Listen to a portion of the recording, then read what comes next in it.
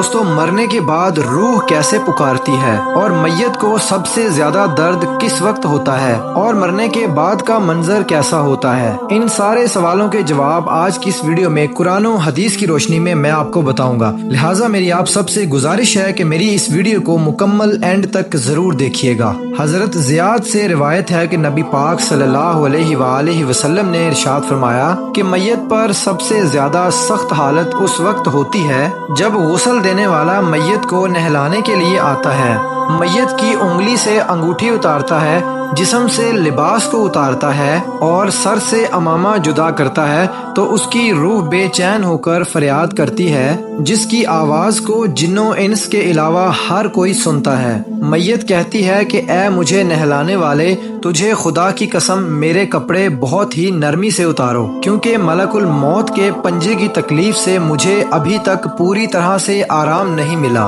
پھر جب میت کو تختے پر لٹا کر اس کے اوپر پانی ڈالا جاتا ہے تو روح چلاتی ہے، اے نہلانے والے، خدا کے لیے میرے جسم کو زور سے ہاتھ مت لگاؤ، کیونکہ وہ موت کی سختی سے چور چور ہو چکی ہوتی ہے۔ پھر جب نہلا کر میت کو کفن پہنایا جاتا ہے اور پاؤں کی طرف سے اس کو باندھ دیا جاتا ہے تو روح کہتی ہے کہ خدا کے لیے ابھی سر کی طرف سے میرے کفن کو گرا مت لگاؤ، تاکہ میرے بیوی بچے اور تمام رشتہ دار دنیا میں آخری بار مجھے دیکھ سکیں، کیونکہ آج میں ان سے بچھڑ رہا ہوں اور اب یہ قیامت تک میری صورت دوبارہ کبھی نہیں دیکھ پائیں گے۔ پھر جب اس کا جنازہ تیار کر کے گھر سے باہر نکالا جاتا ہے تو روح پکارتی ہے کہ اے جنازہ اٹھانے والے، خدا کے لیے ابھی جلدی نہ کرنا، تاکہ میں اپنے بال بچوں اور عزیز و اقارب سے رخصت ہو لوں۔ اے جنازہ اٹھانے والوں، میں اپنی اولاد کو آج یتیم اور اپنی بیوی کو بیوہ چھوڑے جا رہا ہوں،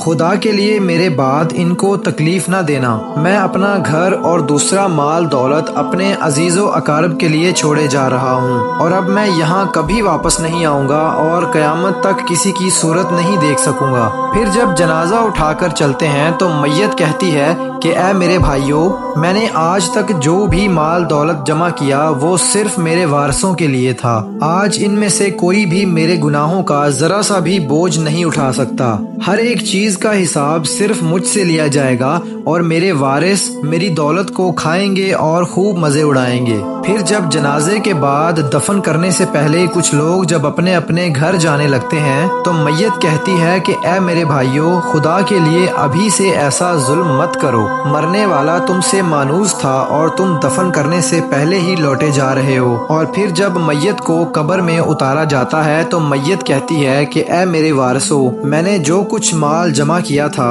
وہ سب کچھ میں نے تمہارے لیے چھوڑا، خدا کے لیے تم دعائے خیر سے مجھے بھلا نہ دینا۔ بزرگوں کا قول ہے کہ آخرت کی منزلوں میں سے قبر پہلی منزل ہے، جس کسی نے اس منزل سے نجات پائی اس کے لیے آگے کی ساری منزلیں آسان ہیں، لیکن جو یہاں عذاب میں مبتلا ہو گیا اس کے لیے آگے چل کے اس سے بھی زیادہ سختی ہوگی۔ حدیث پاک میں آتا ہے کہ مردہ قبر میں ایسے ہوتا ہے جیسے کوئی پانی میں ڈوب رہا ہو اور مدد کے لیے فریاد کر رہا ہو۔ مردہ ہر وقت اپنے ماں باپ، اپنے وارثان، اپنے بھائی بہن اور دوستوں یاروں سے دعائے خیر کا منتظر رہتا ہے، اور جب کوئی مرنے والے کے لیے دعا کرتا ہے یا فاتح پڑھتا ہے تو اللہ تعالیٰ اس کا ثواب قبر والوں کے لیے پہاڑوں جتنا بڑھا کر عطا فرماتا ہے۔ دوستو، موت ایک ایسا دروازہ ہے جس میں ہر کسی کو داخل ہونا ہے۔ حضرت عثمان غنی رضی اللہ تعالیٰ عنہ جب کسی قبر پر جاتے تو وہ اتنا روتے کہ ان کی داڑھی مبارک آنسوؤں سے تر ہو جاتی۔ آپ سے پوچھا گیا کہ آپ جنت اور جہنم کا تذکرہ کرتے ہوئے اتنا نہیں روتے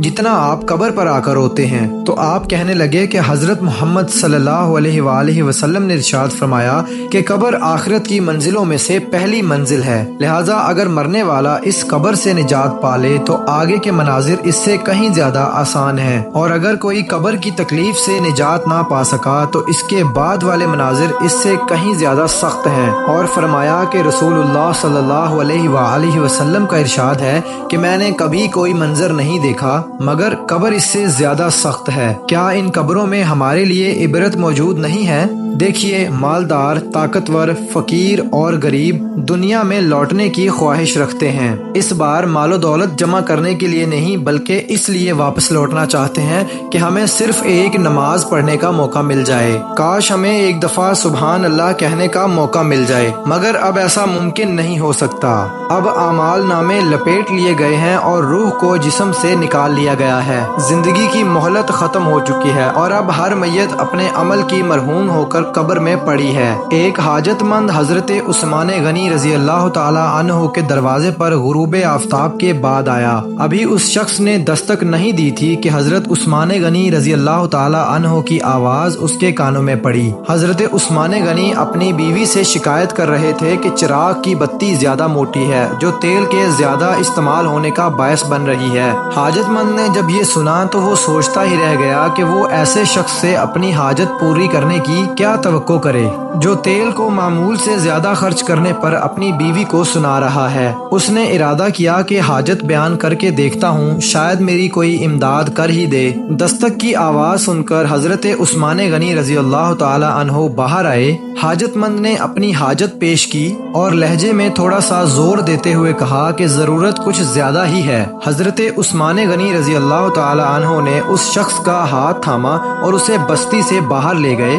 جہاں آپ کا تجارت کا سامان بڑی تعداد میں رکھا ہوا تھا، اور آپ نے فرمایا کہ یہ سب تیری نظر ہے، کیا اس سے تیری حاجت پوری ہو جائے گی؟ وہ شخص حیران ہو کر ہکا بکا دیکھتا رہ گیا۔ چنانچہ اس نے عرض کیا کہ اے حضرت، یہ سب کچھ میری ضرورت سے کہیں زیادہ ہے۔ تو امیر المومنین نے فرمایا کہ مجھے خوشی ہے کہ یہ تمہاری ضرورت سے کم نہیں ہے۔ اس آدمی نے کہا اے حضرت، ایک بات تو بتائیے، چراغ کی بتی ذرا موٹی ہو جانے پر آپ اپنی بیوی کی سرزنش کر رہے تھے، حالانکہ چراغ کے اس طرح جلنے میں زیادہ سے زیادہ 1 درہم کا خرچہ بھی نہیں ہوتا، مگر وہ آپ سے گوارا نہیں ہوا اور یہاں ہزاروں کا سامان مجھے بنا تکلف کے دے رہے ہیں۔ تو حضرت عثمان غنی رضی اللہ تعالی عنہ نے فرمایا کہ بھائی، چراغ میں تیل کا زیادہ اسراف ہے اور زیادہ اسراف اللہ کو پسند نہیں ہے، اور مجھے اللہ کے حضور اپنے اعمال کی فکر ہر وقت رہتی ہے، اس لیے میں نے سرزنش کی، اور یہ سامان تمہیں اللہ کی خوشنودی حاصل کرنے کے لیے میں نے صدقہ دیا ہے اور اس سے مجھے اجر کی توقع ہے، اور دوسری طرف مجھے وہاں پر حساب کا خوف ہے۔ میری اللہ سے دعا ہے کہ اللہ تعالی ہم سب کو دین پر چلنے کی توفیق عطا فرمائے اور ہمارا خاتمہ ایمان پر نصیب فرمائے۔